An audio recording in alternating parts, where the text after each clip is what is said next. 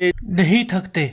अगर इस्लाम के कारण आतंकवाद होता, मेरा सवाल जरा समझ लीजिए, अगर इस्लाम के कारण आतंकवाद होता तो दुनिया के कौन से देश में सबसे ज्यादा आतंकवादी होना चाहिए?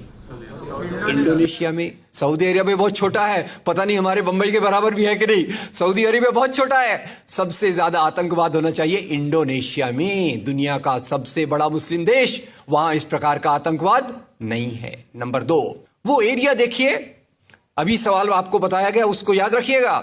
इस दुनिया के आतंकवाद से, जिसको इस्लामिक आतंकवाद कहा जाता है गलती से, कैसा कहा जाता है वो भी मैं बताऊंगा। इस आतंकवाद से मारे जाने वाले ज्यादा लोग, इससे मारे जाने वाले ज्यादा लोग हिंदू हैं, मुसलमान हैं या क्रिश्चियंस हैं? मुस्लिम हैं। इस्लाम के नाम पे आतंकवाद है, सबसे ज्यादा कौन मारा जाता है? मुस्लिम। अब तीसरी बात का ख्याल कीजिए, किस एरिया में इसका लोकेशन है? This terrorism is located in which area? तो उस एरिया की मैं 3 आपको बातें बताता हूं। उस एरिया में, जिसको मैं वेस्ट एशिया कहता हूं, पश्चिम एशिया में 3 चीजें हैं। नंबर 1, वहां रहने वालों में मुसलमान ज्यादा है, यस नो? उसी एरिया में आतंकवाद ज्यादा है, उसी एरिया में तेल का खजाना है। तो आतंकवाद तेल के कारण है कि इस्लाम के कारण है? तेल के कारण है। और तेल का कब्जा कौन करना चाहता है? तेल का कब्जा वो ताकत करना चाहती है जो वॉशिंगटन में बैठे हुई पूरी दुनिया को नचाते रहती है। काम करने वाला कोई और गुनाहगार कोई और बनाया गया। अब ये आया कैसे? तो आपको बता दूं कि ये अल कायदा के जो मदरसे, अब मदरसा अपने आप में खतरनाक शब्द उसमें कर देते हैं, कुछ मदरसों में इस आतंकवाद की ट्रेनिंग दी गई। इस्लाम के कारण गलत। ये जो मदरसों में आतंकवाद की ट्रेनिंग दी गई, उसके पीछे भी जो हाथ था, 2 चीजों का था। सबसे बड़ा हाथ था अमेरिका का।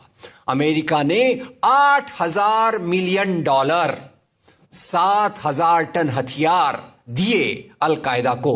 उनका ब्रेन वॉश किया गया। इस्लाम के जो 2 महत्वपूर्ण शब्द हैं, माफ कीजिएगा अगर मैं कुछ गलत कहूं, मैं इस्लाम का स्कॉलर नहीं हूं, समझने की कोशिश करता हूं, कुछ मैंने गलत कहा तो उसको मैं माफ कर दीजिएगा। तो 2 शब्दों को उन्होंने बदल दिया। एक शब्द था जिहाद।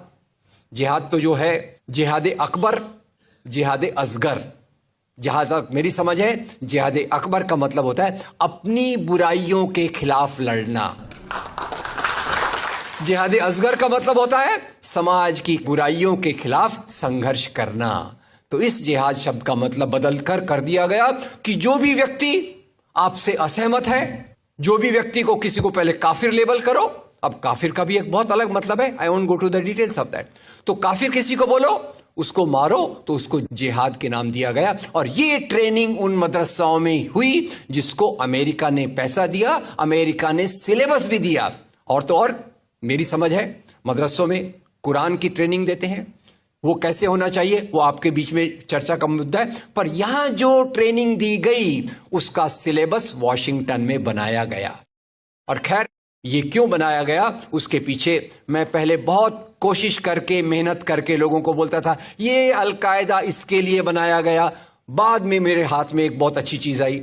अब यूट्यूब में कई चीजें बहुत अच्छी हैं, कई चीजें खराब हैं। यूट्यूब के कारण हमारे कई नौजवान भटक भी रहे हैं, पर यूट्यूब की कुछ अच्छी चीजें आपको बताता हूं। यूट्यूब में आप सर्च कीजिएगा 3 शब्दों को, हिलरी क्लिंटन अल कायदा अमेरिका।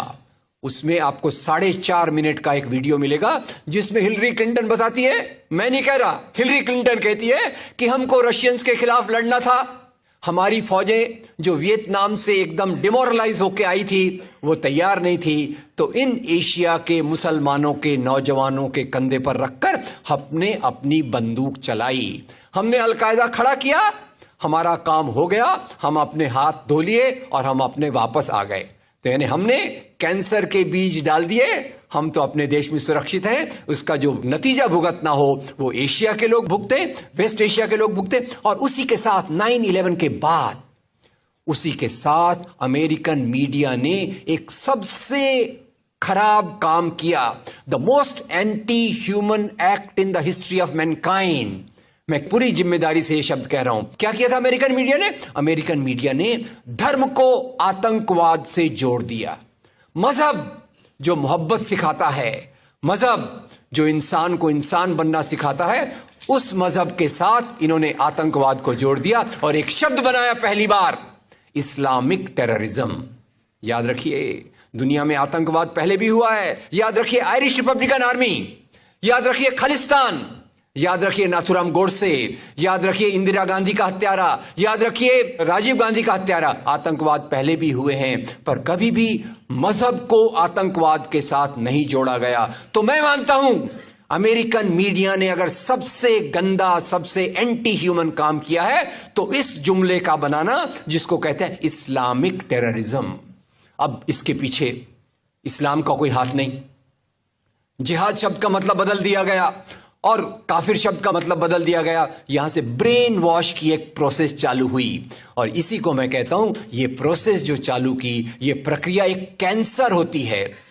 मेरा थोड़ा मेडिकल बैकग्राउंड है, मैं जानता हूं कैंसर शुरुआत में होता है, आपने ट्रीट कर लिया तो ठीक है, जब वो फाइनल स्टेज में जाता है तो पूरी दुनिया की बर्बादी करने पे तुल जाता है। और वही बात अलकायदा के साथ हुई। अलकायदा के बाद मामला वहीं खत्म नहीं होता।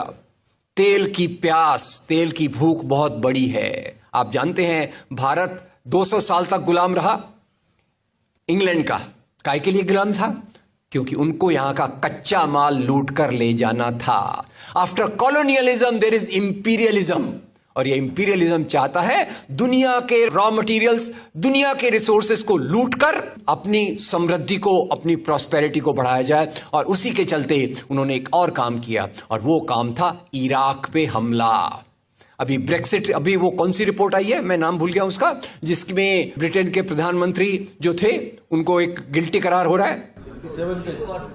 वो रिपोर्ट में पहले उन्होंने तय कर लिया कि हमको इराक पे हमला करना है, बाद में आर्ग्यूमेंट ढूंढते रहे कि भाई कौन सी बात पे हम इराक पे हमला करें। तो बोले अरे इराक के पास तो वेपन्स ऑफ मास डिस्ट्रक्शन है। उस बात पे लंबी बहस चली और यूनाइटेड नेशंस, जिसको अमेरिका ने अपने जेब में रख लिया है, उसके सहारे से उन्होंने इराक पे हमला किया। और वो इराक पे हमले के कारण जो वहां की आर्मी स्ट्रक्चर था, जो फौज का स्ट्रक्चर था, वो डिस्टर्ब हो गया। एक तरफ से वो डिस्टर्ब हो गया, दूसरी तरफ से अल कायदा की आइडियोलॉजी आई और इन दोनों को मिलाकर ISIS बना। काम है इस्लाम का नाम, इस्लाम के नाम पर जो काम हो रहा है वो वास्तव में it is a design of imperialist powers to control on the oil resources of the world. इससे गंदी बात दुनिया में कोई नहीं हो सकती कि मजहब के नाम पर एक पॉलिटिक्स, मजहब के नाम पे आर्थिक समस्याओं को अमेरिका हल करने की कोशिश कर रहा है। वीडियो के नीचे